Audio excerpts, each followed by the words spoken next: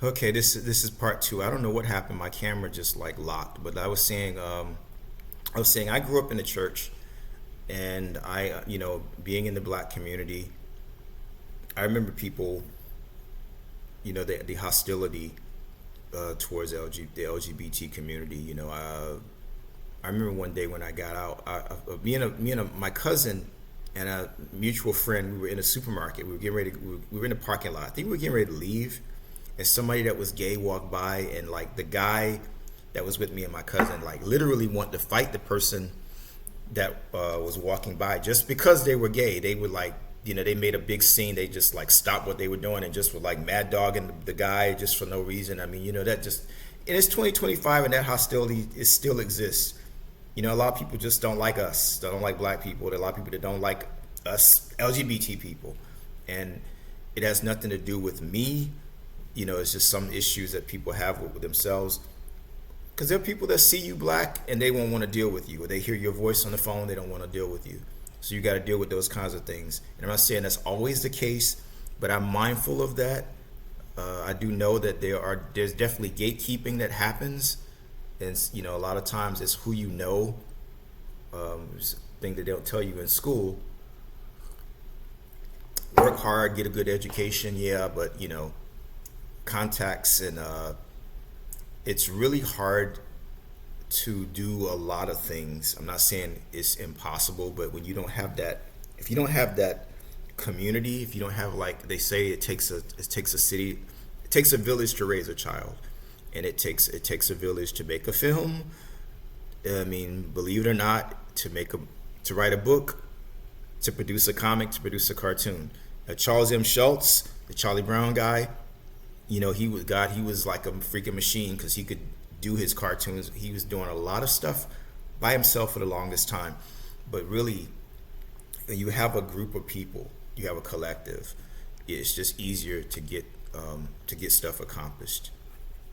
So I realize that there are obstacles, and I know that it's an art form. It's a science, because you don't just have a business and put a product out and it just sells unless you hit something that's really trending. My God, this time is just like flying by.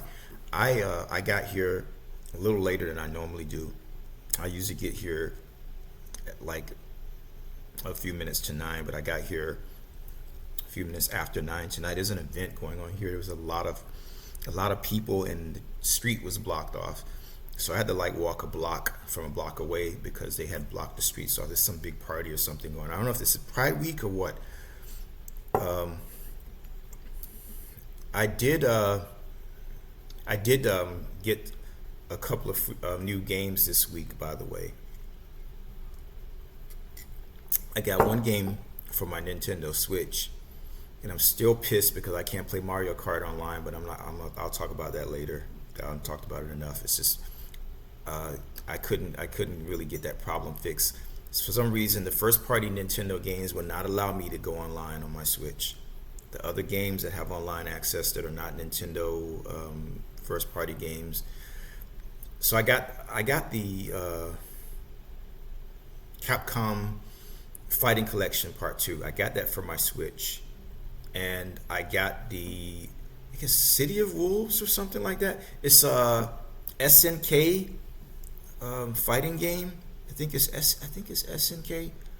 I've always been into those games. I like Street Fighter, Street Fighter, Mortal Kombat.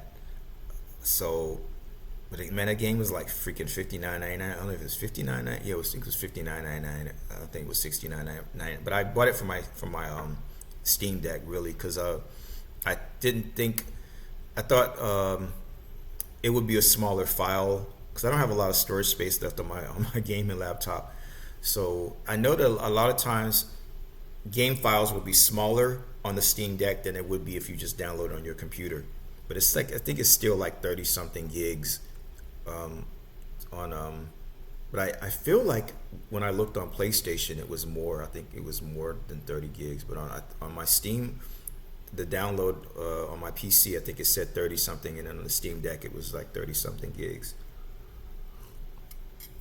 Seems like there's a really big story mode in there, so it's gonna take me some time. I still have yet to really I've gotten pretty far in Street Fighter 6, but that's story mode.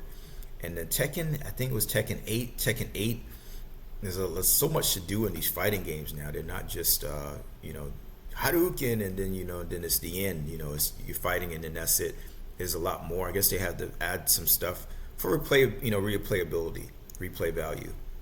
But I can tell that game is gonna have. I'm gonna be playing it for a long time because there's like a lot of story elements going on.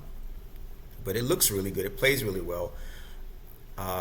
My skill with those types of games, I'm good with the Capcom fighting styles, but the SNK, it's different techniques involved, and I'm gonna have to like probably go through the tutorial. But it plays pretty good on the Steam Deck.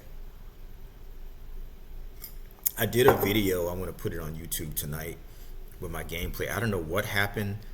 I did get no sound when I did the Steam Deck video because I managed to hook it up to my TV, and I don't know. I tried to get the sound to come through the Steam Deck and not the TV because I thought that was the issue, but I'm still not getting sound on my gameplay video, so I got to go and figure out what the hell's going on with that. But anyway, that's my video for now. I have 5 minutes. Well, I have my uniform on. What am I talking about? I don't have to go to my locker. Usually, damn, again.